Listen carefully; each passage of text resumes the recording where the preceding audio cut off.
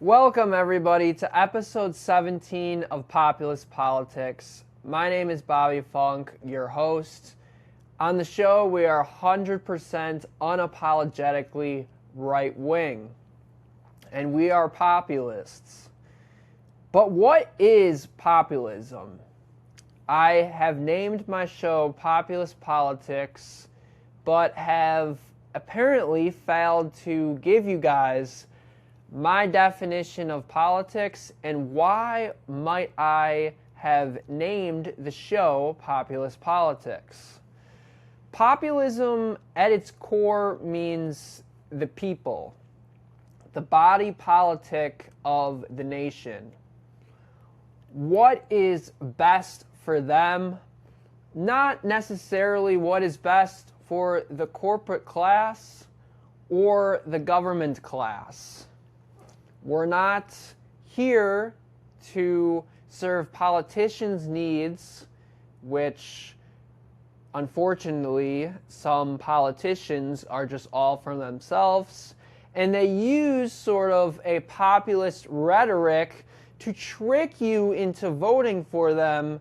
They say that they are there only for your needs.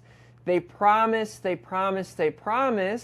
the campaign trail, only to get into office and say, I was just kidding, I can't do that, there are laws that say that I can't do that, and we're just going to throw it away now.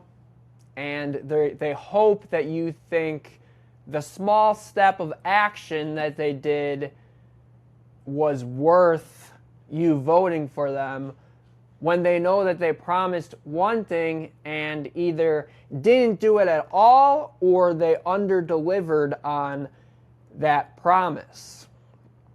Populism, true populism, is actually caring for the American people's needs, even when they might disagree with you. So Trump was a populist in 2015. His rhetoric on the campaign trail was, I am for you, and I am running to win the Republican nomination to defeat the business class of the Republican Party, the Bushes of the world, the Marco Rubios, who are just going to use your votes to cut taxes for the rich. They're going to do nothing as for the budget and your debt, our debt as a nation. They're going to keep piling on the budget, even though they say that they're fiscally responsible. They're going to vote for tax decreases for just the higher-ups percentage of incomes. It's not going to trickle all the way down to the average person. They are going to vote for more wars in the Middle East that drive that debt up, even though they call themselves a fiscally responsible politician. They're going to vote for trillion-dollar budgets for the defense industry and under-deliver on promises to the American people, like we're going to bring manufacturing jobs back with tariffs.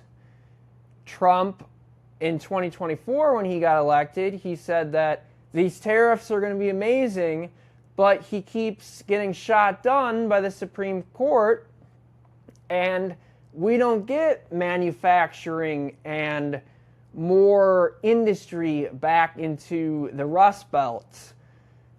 Trump promised that we wouldn't get into these foreign wars that drive up the debt, but he waited until his second term to actually deliver for the military-industrial complex, and he went to war. So he lied to us on the campaign trail in 2024, and in some ways in 2015, but we didn't see it back then. In his first term, he he did pretty well, except he didn't build the border wall, and he blamed it on the establishment and the Democrats. And he promised us when he got back into office after he lost to Joe Biden in 2020 that he was going to fix the mistakes of the first administration, that he just didn't have enough time. But now we see that all he cares about is the military-industrial complex, his donors, when in 2015 he said, this is Jeb Bush's donors, and this is the reason why they're here, and I don't need those donors, so I'm not going to be beholden to the corporate class and the military-industrial complex like Jeb Bush. I think we're losing stream here.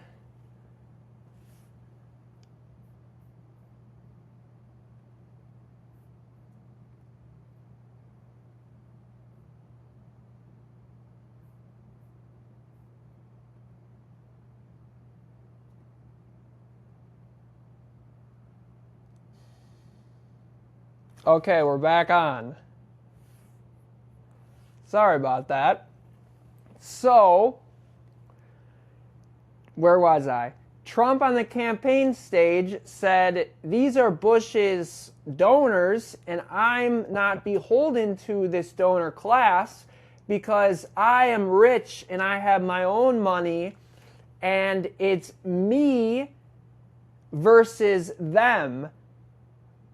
And I will win for you, and I will deliver what we need, which is getting out of the Middle East, having tariffs to bring manufacturing back to America, which these jobs, they were stolen by Chinese. These companies moved to the Chinese industry because they devalued their currency. So imports would cost way more money than exports. So they brought the U.S. companies to China for cheap labor and disenfranchised American industry. And Trump said that these tariffs would bring back the industry by closing that gap of imports and exports that were saving these companies money. And we were going to bring back jobs for Americans, and we were going to decrease the cost of everyday items by those tariffs. And he said that he would get money out of politics, and this was Trump's populist rhetoric. But we found out in the second term that he was what they call a demagogue. A demagogue is a fake populist who says they are for the people on the campaign trail, and then when they get into office, they do the opposite and are still part of the swamp. He said we're going to drain the swamp. But he became the swamp. He let the swamp back in. As soon as Trump became president, I saw it in 2024, but in 2016, this happened. He invited the establishment Democrats into his administration. So he said he's going to drain the swamp, and then he worked with the swamp and eventually stopped. He eventually stopped going after the swamp and was just like, I can exist within the swamp, and then he became the swamp. So that's right-wing populism. Now, there's a different left-wing populism that is demagoguery. This is this new socialist wing of the Democratic Party. Everybody knows them as DSA, the Democratic Socialists of America.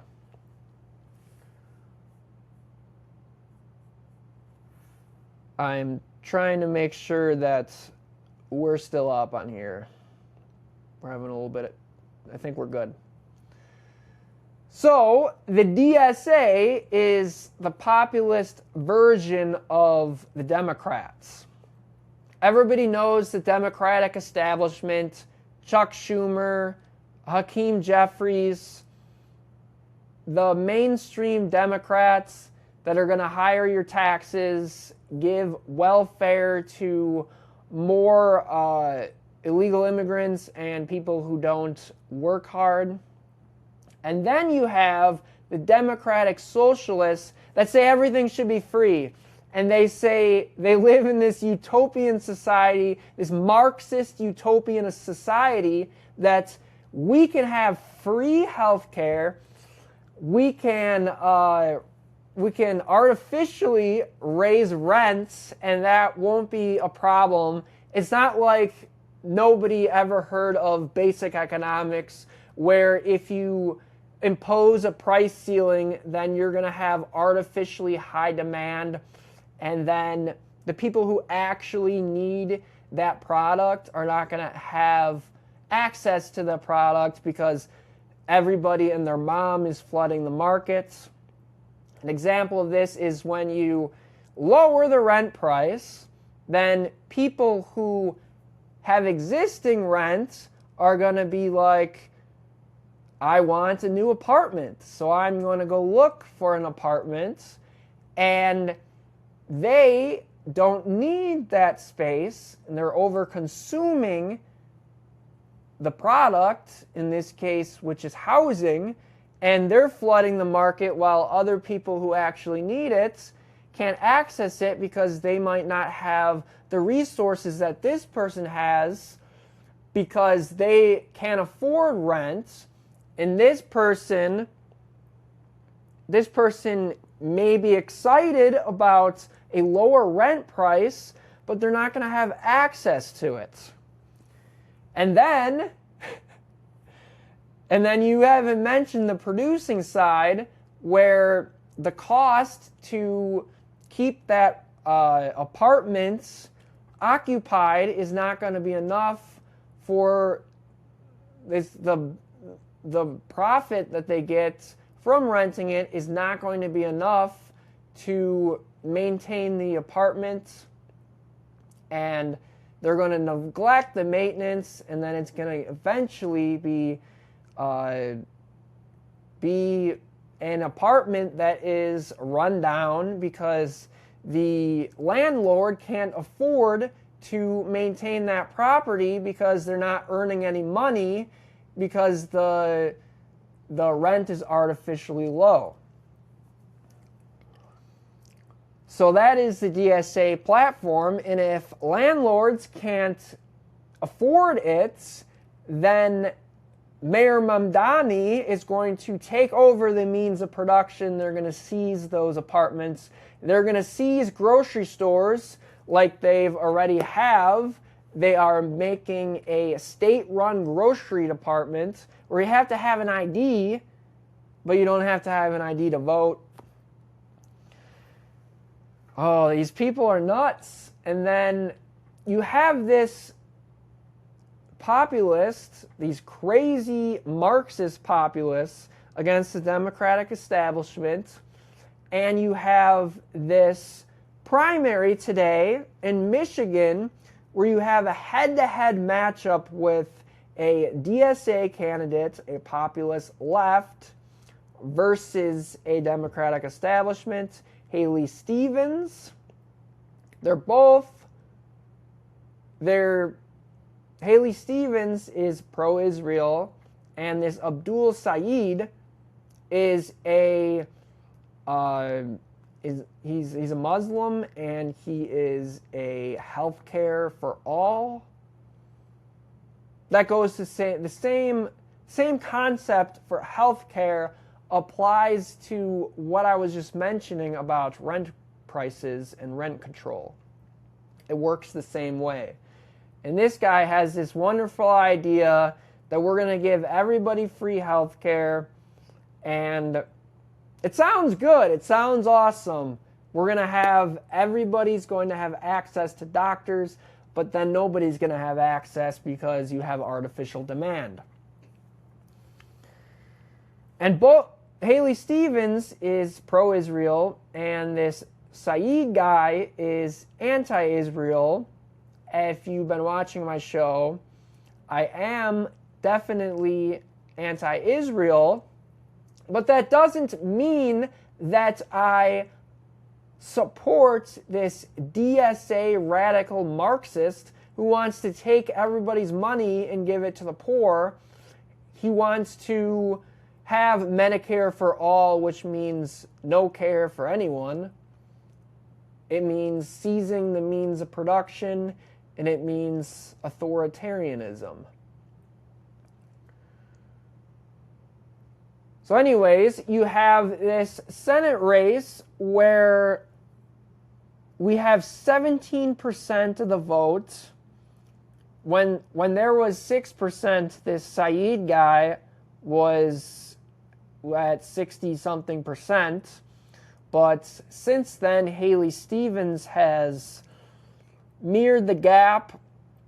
We have a 52 to 44% lead for Abdul Saeed against Haley Stevens for the Democratic Senate position in Michigan.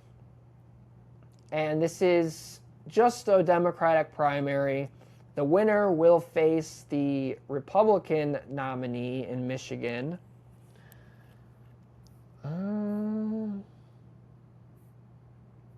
Mike Rogers.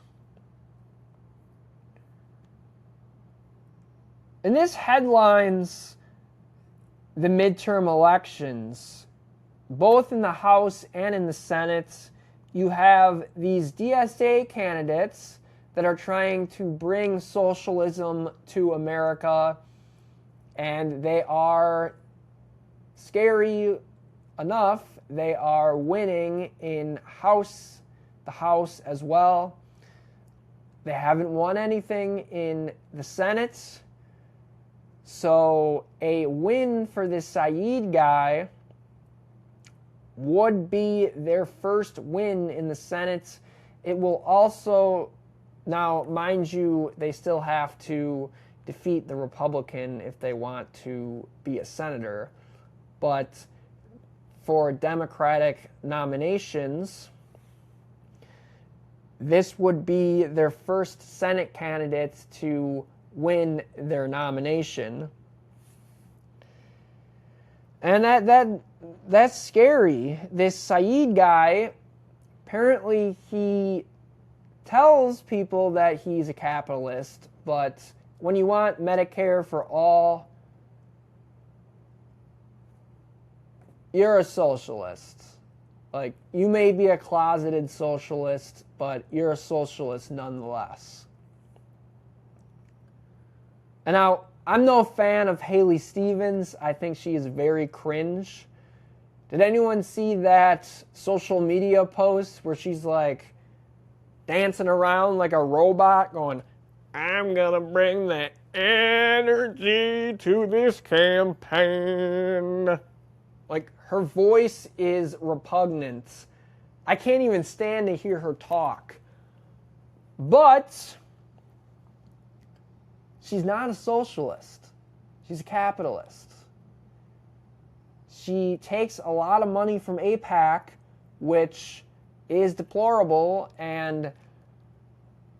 but we also don't like communists, socialist communists, Marxists. So, I mean, I'm no fan of either of them, but it's a reflection of the takeover of the DSA from the Democratic establishment, whereas the Republican establishment has swallowed the resistance movement that was Donald Trump. So Donald Trump was a populist. he took over the party from the establishment, and then he gave it back to the establishment, or always was a part of the establishment and was a demagogue. But that was the main example of a Republican populist, was Donald Trump.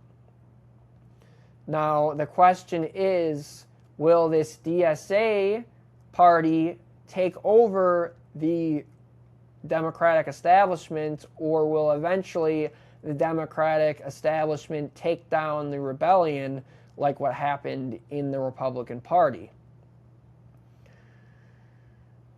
That is going to be hard to tell, and my prediction is that we might get a DSA candidate for president, maybe a AOC. Bernie, probably not. He's done that and failed. And probably the biggest threat for the DSA on the Democratic side would be a Gavin Newsom or a Ben Shapiro. Not Ben Shapiro. I always get Ben Shapiro and the governor of Pennsylvania. Ben Shapiro and, is it Mark Shapiro? Josh Shapiro. Josh Shapiro. But yeah, Josh Shapiro, Gavin Newsom, over here in Illinois, our favorite governor, J.B. Pritzker, would be a establishment Democrat versus a DSA candidate, AOC, Mandani, Bernie Sanders. Would be another DSA that would be on the level of president.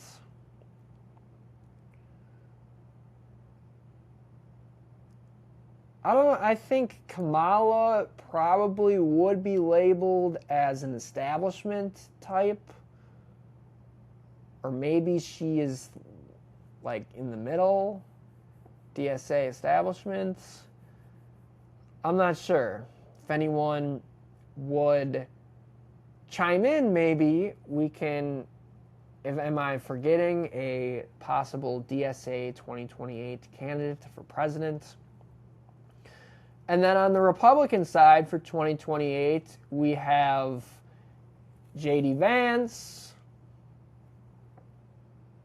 kind of setting himself up as maybe a populist, but at the same time he's going to try to pose himself as a populist, a Donald Trump populist, but he is going to have money from little tech and Wall Street, which basically makes him an establishment candidate. Rubio, he's an establishment candidate, posing as a populist. And then, who knows for 2028? The rest of them are probably establishment.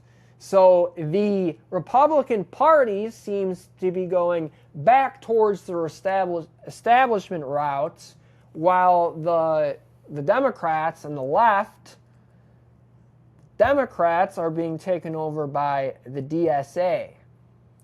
So the left is going more radical and the right is going more center-right.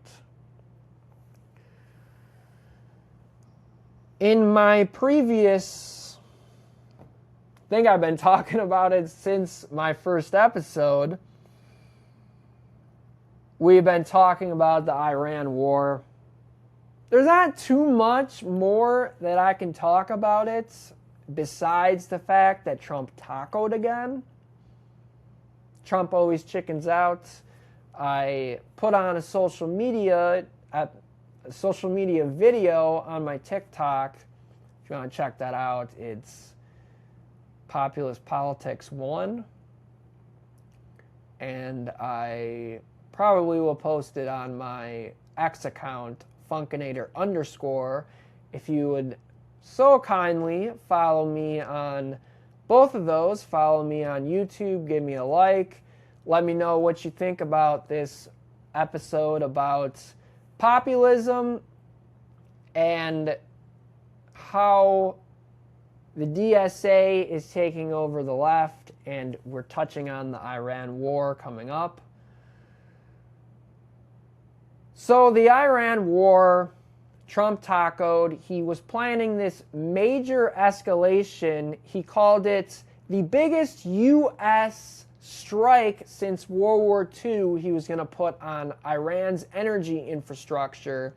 And then the Gulf states begged him not to, because what you have to realize is whatever we do to Iran, they're going to do to Kuwait, Bahrain, Saudi Arabia. All those Gulf states are going to be hit in the exact same way that we hit Iran.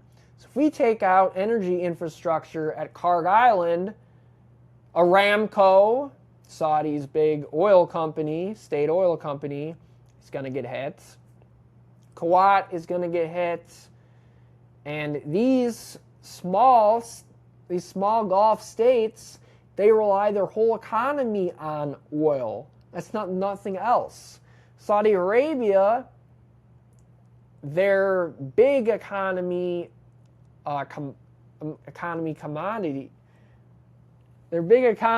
commodity is oil, but they do have other products that they sell. But the Gulf states, they focus on one. Qatar, I would say, is LNG. Kuwait is oil from the Persian Gulf. So these fragile states are more vulnerable. So they could not take a hit from Iran of this magnitude. Iran's a big country. They can take a little hit on their energy infrastructure. Not a lot of it, because that's their main economy source, but the Gulf states would have been affected more than Iran. So they begged Trump not to do it.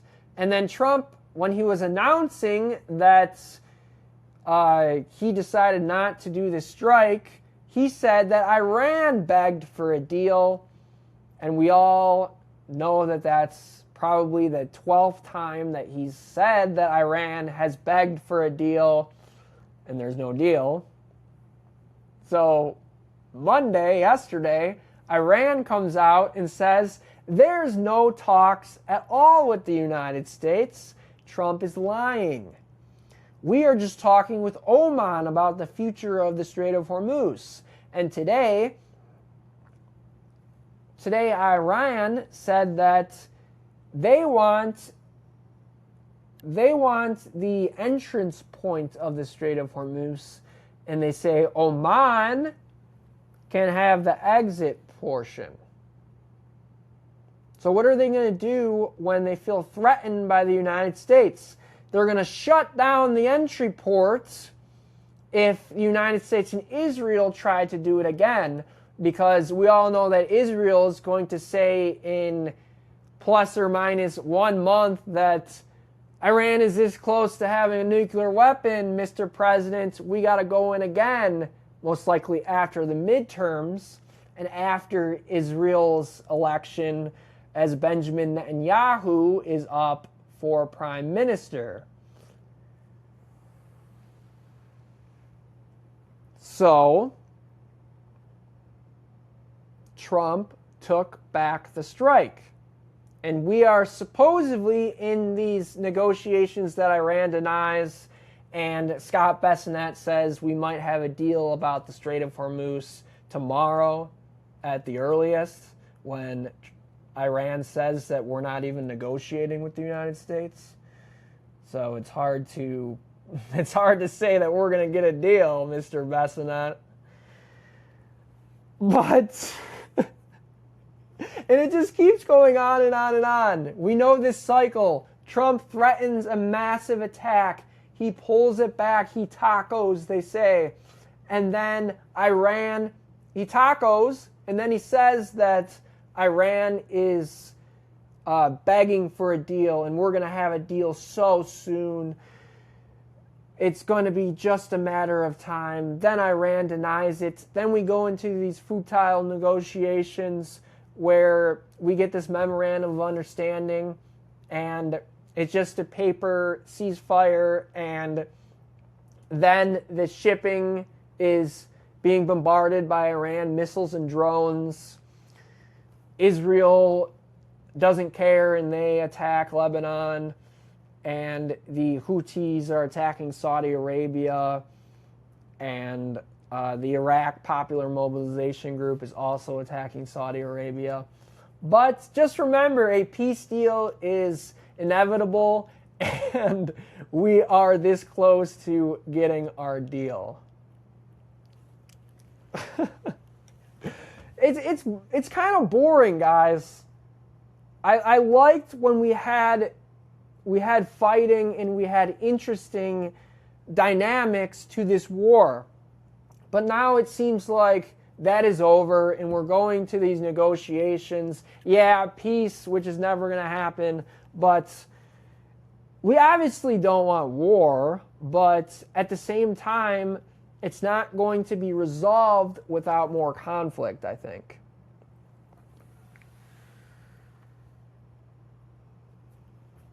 So we covered a lot tonight, and the reason that I named this show Populist Politics is because we're still waiting for our populist candidate that's actually going to deliver on the right-wing populism that we want to see in this country.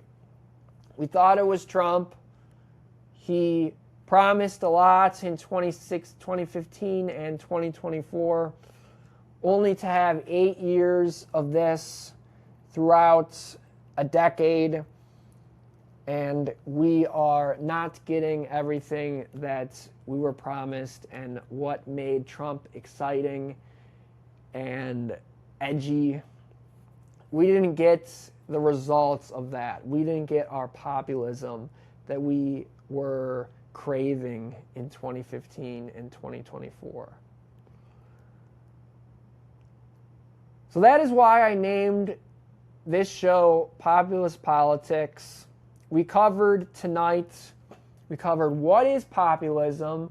We covered the difference between right-wing populism and left-wing populism, how the populist Marxist section of the Democratic Party is taking over the establishment, while the establishment have swallowed up the Republican populism.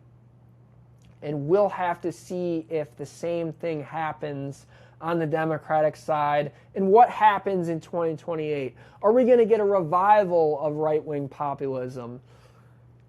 And is the left-wing populism going to win over the establishment? Are we going to eventually have a showdown of the populist right and the populist left? We'll have to see in all good time. The midterms are going to be exciting. We're going to have to see if this Saeed guy beats Haley Stevens tonight. I hope you guys have a very good day and a night. Populist Politics out.